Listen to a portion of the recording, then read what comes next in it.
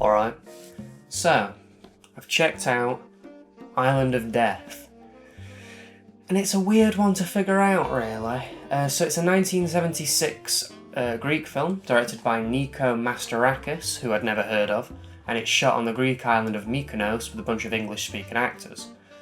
Now, if you remember in the last episode, I read a little snippet out from the back of the case that seemed a little dubious, and my suspicions were correct. This is a very sleazy film that is full of sex scenes. I counted 13 in total, and that includes 2 rape scenes and a scene of bestiality. To juxtapose this though, there's some very nice colourful shots of Greece, and it's probably the brightest film of the whole collection so far. This island, Mykonos it's called. Nothing more than a deserted rock, white houses and small narrow streets. What is that house there? Yeah, what is that? Oh, it's only a room. Can we have that as well? Yes, it's something more that can make you squeal. I can't live a moment without you. So what's this film all about then? Well, I think I'll let past me read the back of the box for you, because I don't think I could sum it up in any better way, really. Oh, and spoilers, by the way. Celia is a puzzle. Is she the innocent victim of a manipulative husband, or is she the mastermind of all evil? In the moonlight, Celia provokes those who might peek through the transparent curtains, while her husband, an early riser, has an encounter with a young goat. An encounter that leads to murder, blood, and the sacrificial beast. Anything and anyone who comes into contact with them must die. A painter, crucified in a churchyard while the two watch, holding their breath. To end the suffering of a bucketful of lime. Then the cleansing of a small island begins. A gay couple is sentenced to death, every moment recorded in black and white. The small town streets are quiet, with the exception of his pain. As he holds on to his spilled guts, slash after slash from the ancient sword, he dies. Slash after slash, he's loving it. Back at the dollhouse, the young one is hurt. To ease the pain, he plays sexual games with a loaded weapon. Oops, the trigger is pulled by accident. It's mind-blowing. The cleansing continues.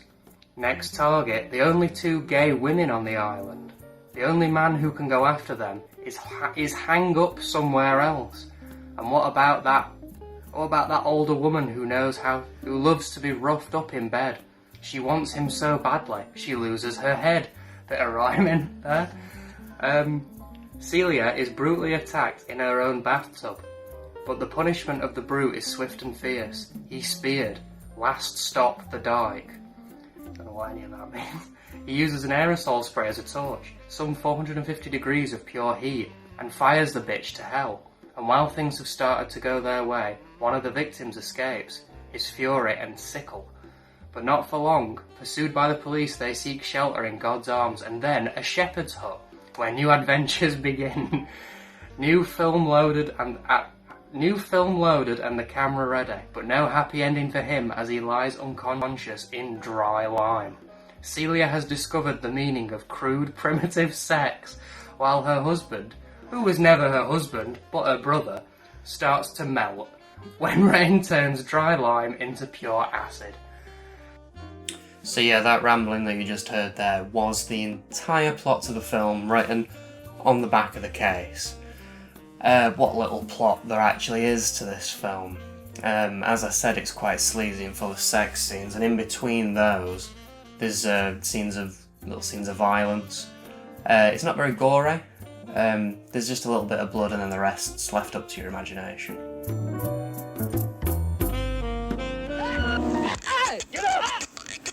Get up!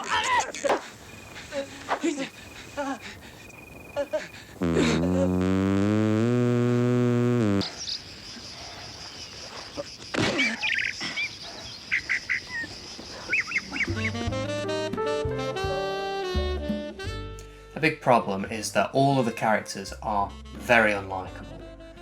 Now, the acting is passable, but only in the sense of it's not so bad that you're laughing all the way through, but it is by no means good. The music's got some interesting parts to it. There's this one song that just keeps playing over and over again, and I must admit, it's kind of catchy, but it's weird because it does kind of divulge into just screaming about getting a sword.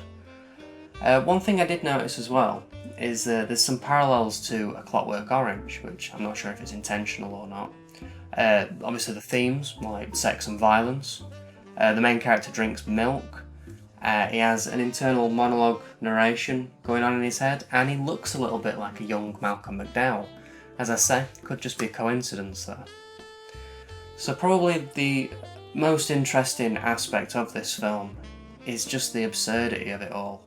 It's a very aimless film and there's very long, boring, drawn-out scenes.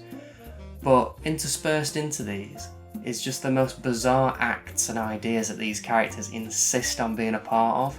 It makes for a very strange set, and I found myself asking why a hell of a lot.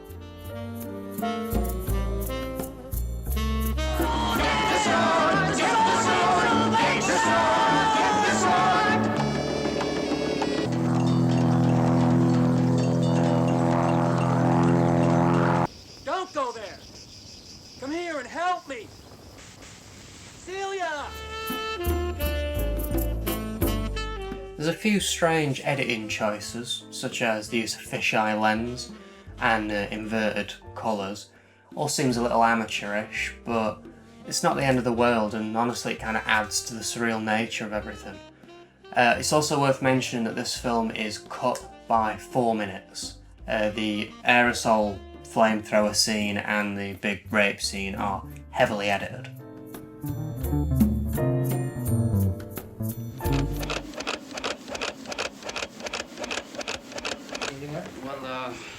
That's the moment when I started thinking about the little red book.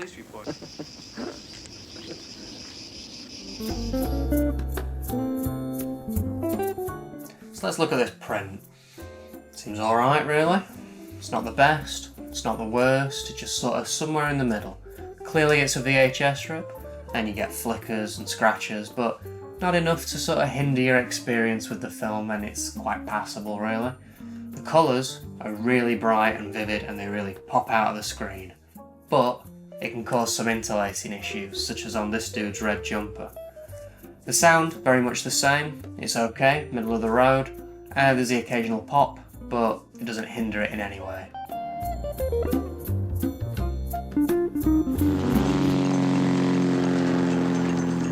And just think of it. Patricia lying in bed. Now, let's have a look at this bloody case. So you've already heard me read it out, but there's a few errors here too. Firstly, this bit here, where there's no space between speared and last. Also this bit, where it says, is hang up somewhere else? And here, pretty sure roughened up in bed isn't right. Finally, another missed space here between hell and. Mostly though, I just can't believe it tells you the entire plot, ending twist and all. Never seen a case do that before. And some of the ways that it says things. Oops, the trigger is pulled by accident, and he's loving it. Sounds like a carry-on film. But anyway, outside of that, everything else is right. We get another incorrect logo at the beginning again, it's the Vault of Horror one. That description though, ridiculous.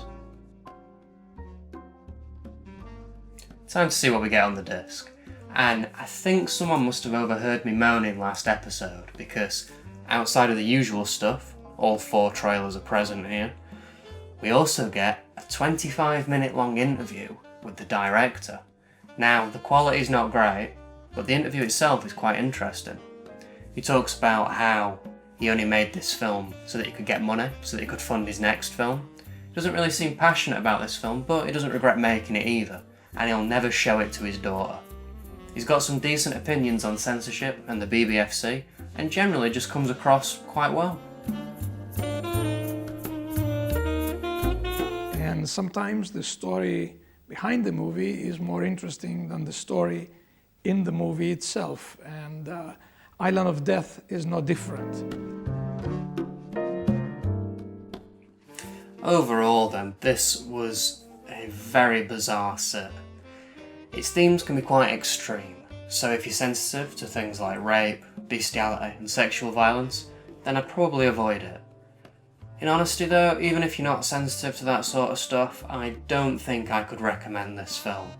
It's dull, it's aimless, and it goes on for far too long.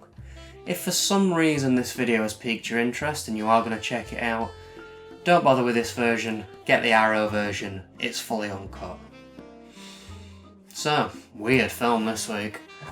Next week, we're going back to the jungle as we take a look at Mountain of the Cannibal God.